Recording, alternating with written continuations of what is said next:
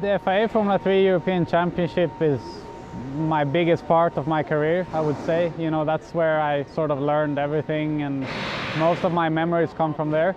So yeah, it was a great time. You know, it was almost like my family, the championship, and yeah, I have more than enough of memories from there. So.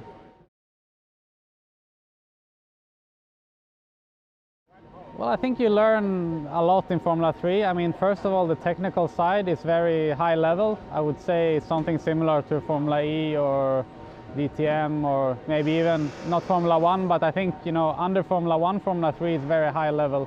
And I think that's very good for the driver. You learn how to cope with the technical stuff and the engineers in a different way than any other championship. Then obviously I think the way you drive a Formula 3 car, it requires a lot of precision, and if you can handle that car, you can be quick in almost every car for sure. I had a kind of weak year 2014 when Esteban Ocon won, but I think he was probably the most impressive for me. You know, he came in as a rookie and he just blew everyone away. Even Max Verstappen, who did really well that year, couldn't beat him. So I think yeah, Esteban really showed a high level of maturity and talent that year.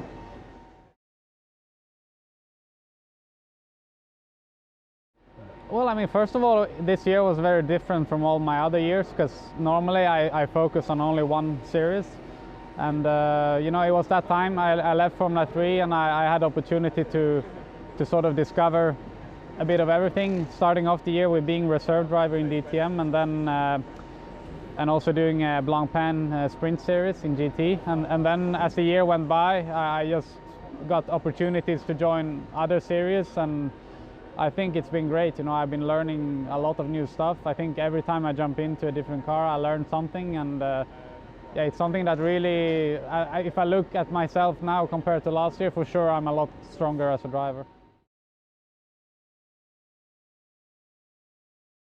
Yes, for sure. I mean, the experience I got there, I think even after 1 or 2 seasons, you are more or less ready for anything.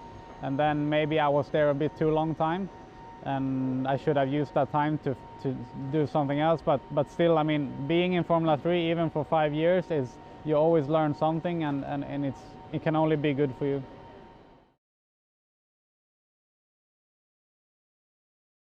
If you are quick in Formula 3, you find most cars easy to drive, because Formula 3 is very difficult to extract the most out of the car, because the car is normally better than the driver, I would say. And to most of the other series to come, it's sort of the opposite. You know, the setup of the car becomes more important, and it's easier to find the lap time. So I found, I mean, every car is different. For example, Formula E is very different to a lot of cars, but somehow you always find a way, and if you reflect back to what you learned in F3, you can normally find a way to go quick in any car. You know, every year is different, and every driver has a different scenario. I mean, obviously as a young driver you have to bring budget to drive, and I think my best option was always Formula 3, because I mean, looking at GP2, GP3 could be an option, but I never really had the contact, I never really had the budget to go there, and in the end I think F3 is operating at the same level in terms of drivers and in terms of technical level. So I just found it stupid to do something else. And also I always had a link with Mercedes-Benz, and they are not operational in other series than Formula 3, so it made sense for me.